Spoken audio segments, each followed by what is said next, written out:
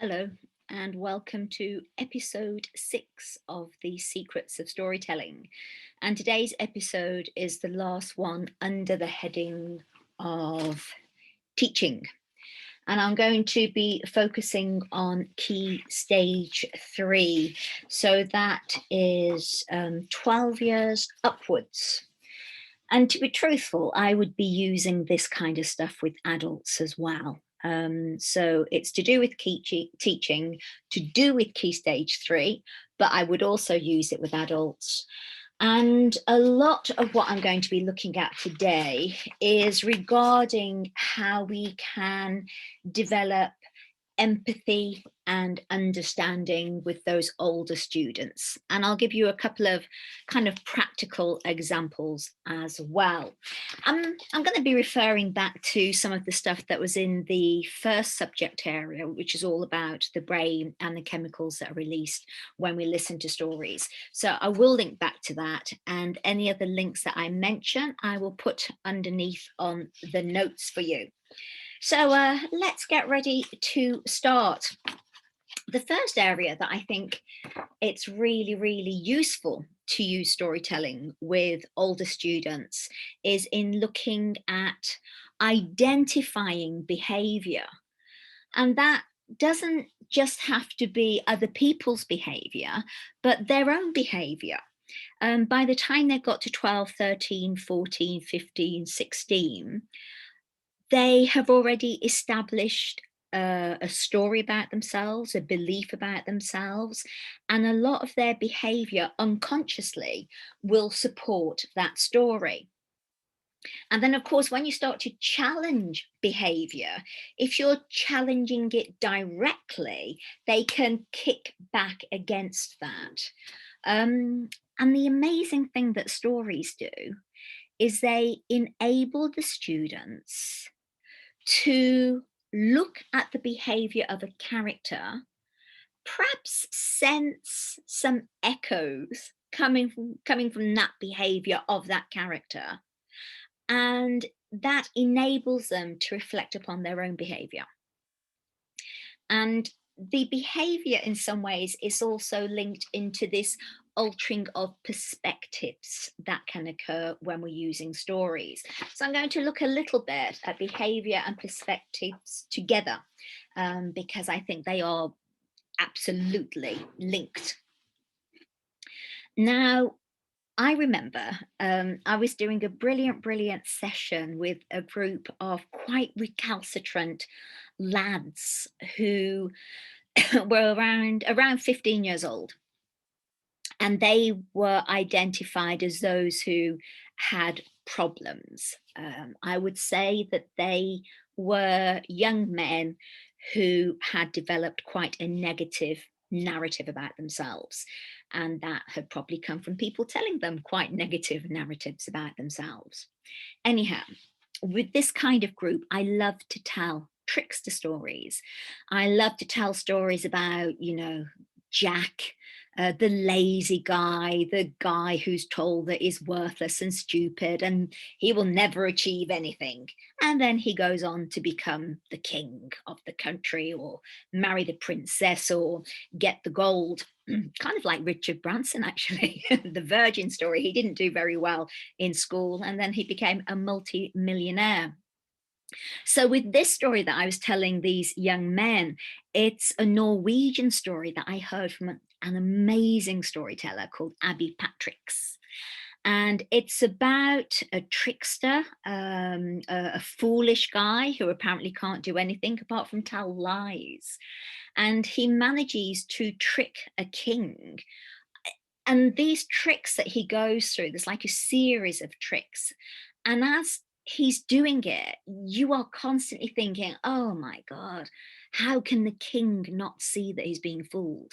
How is this possible? And the young men in the audience, you could see them just because they knew what was going to happen, finding it incredibly amusing, but also really thinking this king was a right plonker. And at the end of the session, one of the young men said to me, I would never be fooled like that. There's no way I would be fooled. And the other guys are like, yeah, I mean, what a twit, what an idiot, that king. And then I asked them how many of them had different types of hair product in their house, like hair gel or hair mousse or hair wax, because they bought one that was supposed to be brilliant and the best. And then there was an advertisement for another one that was supposed to be better than that one. And you could see they put up their hands and were slightly uncomfortable at that. And then I was asking them about sportswear, how many of them had Adidas trainers, and then felt that actually perhaps Adidas weren't the best and Puma were better, or perhaps Puma wasn't better and Nike was the best one because they had been tricked by sales. And they loved this idea because suddenly there was this light bulb moment, and we ended up having this incredibly uh, deep conversation about manipulation, about stories, and about how easy it is for us to be tricked. Now, if I think I had gone in talking straight away about persuasive writing and about the media, I think that some of those young men might have backed off a little bit. Because I shared something as innocent as a story, and in the sharing of that story, managed to enable those young people to lean in towards themselves and their behaviors and recognize them, and then within that story also explore and share how easy it is to be tricked, the foolish king. And then because they were there in the story, and go back to that first section on what happens to the brain when you listen to stories, because they were there in the story, when they came out of it, there was still an echo of that in their minds. And so they were more open and receptive to look at behavior, to look at perspectives, and to explore themselves because they'd had the safety of the story at the start. So that's a really simple example of how you can use a story to start to explore some quite challenging subject areas with this kind of age group. The other thing that I think stories offer is this ability to walk in somebody else's shoes.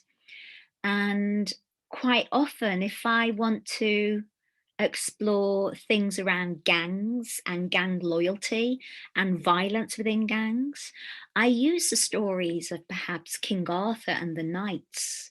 Some gangs will have tags for graffiti, the knights had their emblems on their shields, and every knight would have to support the other.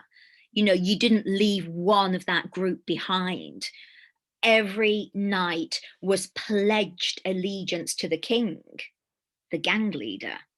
Every knight was willing to lay down their life for the gang, for their group.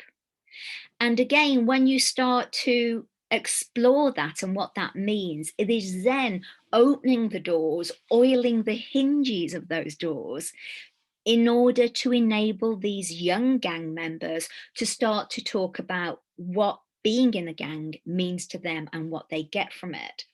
And then I might develop that into the looking at heraldic shields, looking at what images would represent what they got from the gang, what images would represent what they need in their lives. So when somebody within the story gets hurt or damaged or goes against the rules, gets cast out, there is a real feeling in those young men of what that would be like and what that means, but also what it costs following the rules of that gang. Another story that I think is really powerful to use with this age group is the story of the necklace. It's a West African story. Some people call it Anlabi. A lot of storytellers tell it. And it's about a young girl who is bullied so terribly within the village, but the grandmothers and the grandfathers love her. She's a good girl. She's a dutiful, young, good girl, helps the aged. And the grandmothers make her a beautiful necklace that's got charms on it and beads. And the group of bullies, the young women, trick her into throwing it into the river. And she becomes so bereft and so filled with sorrow, this young girl, Anne Larby, that she plunges into the river afterwards. And you never openly say that she's going to commit suicide or attempt to commit suicide, but that is the undercurrent, quite literally, of the story. And as she goes down, she meets an elderly crone, a kind of beast who's got scabs all over her skin. And the old crone asks young Anne Larby to lick her skin, lick her wounds, and she does so. And a serpent appears, a three-headed serpent, but the old woman saves Anne Larby and hides her. And she ends up back on the banks of the river, and her necklace is there with the charms on, but now rubies and sapphires and emeralds on it as well. And when the gang of bullies see this, they want to go and jump in the river, and they do. But unfortunately, they don't lick the skin of the old woman because they have no empathy and no care. That's the undercurrent. And they actually get eaten by this three-headed serpent and beast. It's a really powerful story. There's no happy ever after. You know, they just get eaten, they don't come back. And the village in my story kind of decide that they need to be more aware and mindful and create spaces and opportunities where young people can share their stories and how they feel. When I've done that, I get young people again to design charms and amulets to identify the gifts that they need in their lives to become who they are destined to be, who they want to be. So there's some really deep, emotional, meaningful, impactful issues around behavior and empathy that can be explored within the safety of stories. Even the story of the ugly duckling I have used when I'm working with young people with eating disorders, bulimia, anorexia, young people who self-harm. That story of that little duckling who thinks it is so, so, so ugly. It goes and hides in the rushes. And the farmer's children who throw stones at it, cast it out, and how abjectly alone it feels. And yet it's a beautiful swan. That is a powerful story. Who would have thought that? The story of the ugly duckling with teenagers, but it works so, so incredibly well. So I just wanted to share those two things with you with regards to behavior and with regards to perspectives. So using those sorts of stories with this age group is an incredibly powerful tool for changing and becoming aware of one's behavior and why other people might behave a certain way and altering perspectives. Now, the other thing that I wanted to mention was rhetoric. Did you like the way I did my R's there? It's because I live in Sweden now and you have to be able to roll your R's in order to speak Swedish. So, rhetoric. And to be truthful, I didn't know about it until I moved to Sweden. It's a big deal here, rhetoric. And a lot of people are taught it, a lot of young people are taught rhetoric. And when I asked for clarification on it, because it's the ancient Greece and all the old white guys and affluence and status, I mean the highest status that you could have in ancient Greece was linked into your ability at public speaking. That's what education was for, in order to make you a powerful public speaker. That was the height of the heights. And I hate this whole thing around status, education. A person with a degree is worth more than a person who's a mechanic of some sort in your local garage. So I kicked against it, basically, because I thought it meant something else. But when I asked about it, the person who asked was a specialist and taught in it. They were talking about ethos, logos, and pathos. And ethos is to do with the kind of facts, who you are, what you stand for. Logos is the logic behind your argument, why people should be doing this, what's in it for them. And then the pathos is the emotion linked into it. And if you do this, we will be together, we will rise up together, we will feel. So there's a big swell of emotion towards the end. And that's the pattern of almost every speech that you've heard. It's also the pattern of strategic narratives. And in some ways, it's also linked into the hero's journey. So suddenly I was like, oh, okay. Yeah, I think I've been doing rhetoric without realizing it. I didn't even know there was a name for it. And I think all of us are really good at it unconsciously. Market, my uncle used to work on the market. He was brilliant at rhetoric, selling goods, using his language to make people change their behavior and buy his vegetables or crockery rather than somebody else's. What does this mean for young people of the age group that we're talking about? I think if we introduce rhetoric, if we introduce this idea that we have to light up the headlight, the headlamp of people, light up their senses, their care, and light up their passion in order to engage fully with them, in order for them to fully understand what we're trying to communicate, I think that's a powerful tool for young people to use. Because the people who own the story are the people who control our behavior. And it's not just to do with us and the young people creating powerful stories. It's also about them being able to identify how those stories are being used in newspapers, in media, on Instagram, on social media platforms to alter their behavior. And I hate the idea that if it's just like a local comprehensive school and the kids are a certain type, then they're not going to be into rhetoric. That's for like public school. Shame. It's for everybody. I remember going into a school in the area that I was brought up in. It was a primary school. So I was working with teachers who work with children from 5 up to 11. And I came from that area. I was from that area, but the teachers didn't know. And I'd gone into the school to do teacher training at the end of the day. And I was in the staff room. And one of the teachers came in and was just moaning about the kids. And one of the teachers in the staff room said, well, what do you expect from this area? I was furious. I said, excuse me, I'm from this area. I'm from this area. I'm an international consultant. I'm the National Storytelling Laureate for the United Kingdom. This is what I expect from this working class area. This. And how dare you expect any less from these students and these children?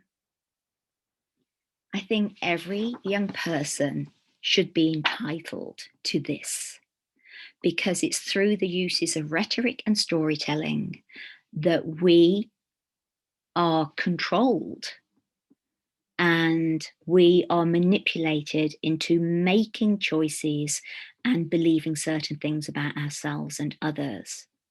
So I'd highly recommend looking up the strategies and the elements of rhetoric and training and educating your young people in them so they can communicate really effectively. And finally, the last part of this is bringing it home. So if you are going to use rhetoric, you need to enable the young people to know what it means to them. Now, one of the ways I use that and have used it in the past is taking a story such as the story of the Minotaur, Theseus, the labyrinth. And quite often in that story, when it's shared, the Minotaur is a beast and a monster and has to be killed. And so he is killed by Theseus. And what I do is I say, I want a court case. I want to actually hold a court case on who is really responsible. Who is the baddie in this story? Is it the Minotaur because he is eating humans? I mean, that's his nature. Or is it King Minos, the father of the Minotaur, who actually wouldn't sacrifice his perfect white bull to Poseidon, the king of the sea? Or is it Poseidon? Because it was Poseidon who got Daedalus to build a contraption so that Minos's wife could be impregnated by a bull and the Minotaur could be born. Or is it Ariadne, the Minotaur's sister, who leads Theseus to her brother, the Minotaur, because she fancies Theseus? Or is it Theseus, who is actually the one who murders the Minotaur? And so we go through all of these skills around rhetoric. We have a court case. Each of the members of the group will adopt certain characters and be those characters. And we start to go into interview techniques, being on the witness stand, how lawyers speak, how defendants can speak, how police officers speak, etc., etc., etc. And we start to look at the power of language and the power of stories and backstories. And in that bringing it home on what it means to me, we can start to explore staying safe on the streets.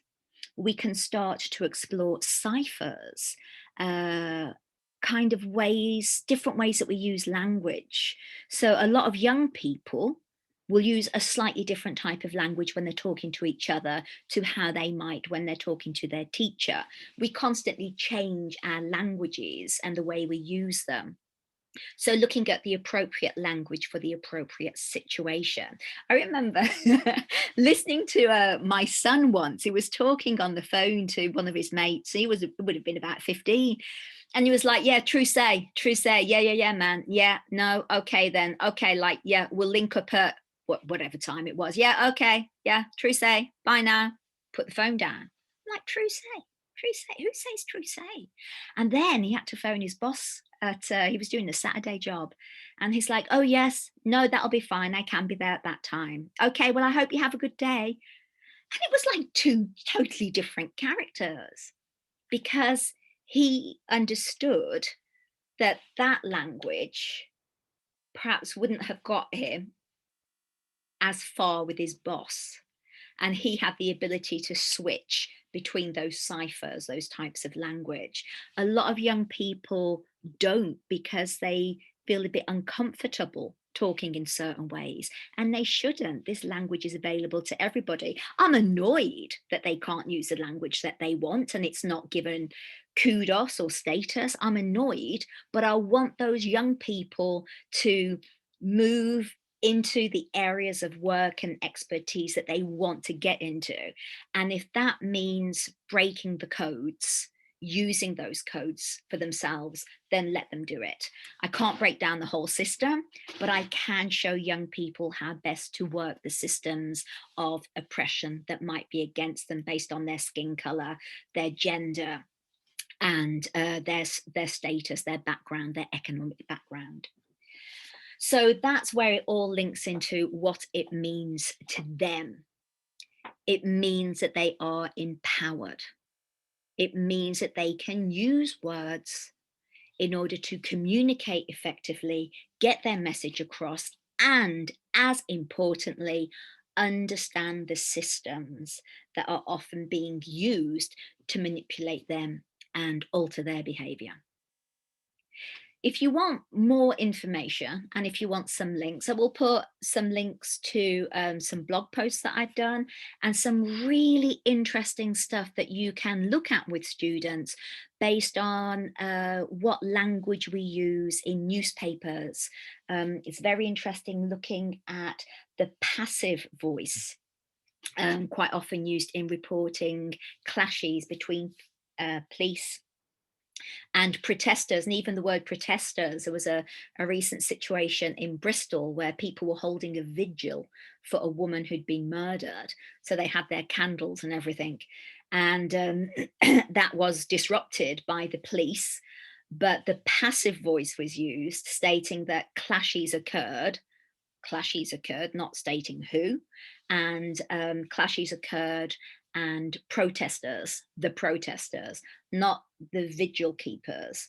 So that kind of use of language in the media is really, really interesting to start to break down.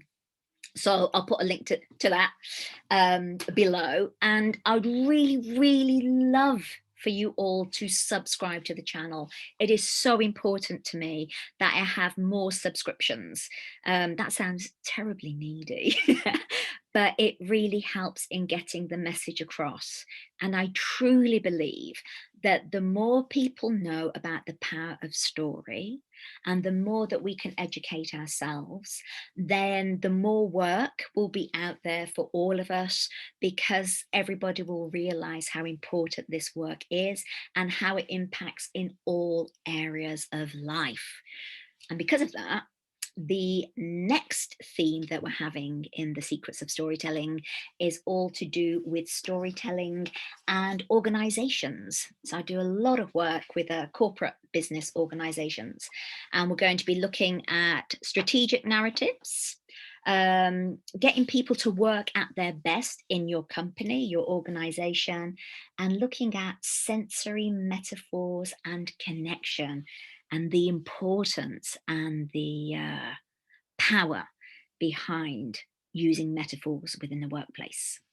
So that's going to be next week, the first part of that. That'll be episode 7. So please subscribe to the channel.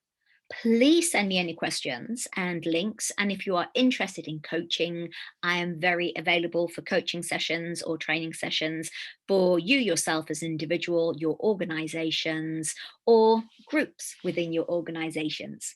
I hope that was helpful. Take care and have a lovely, lovely day. Bye bye for now.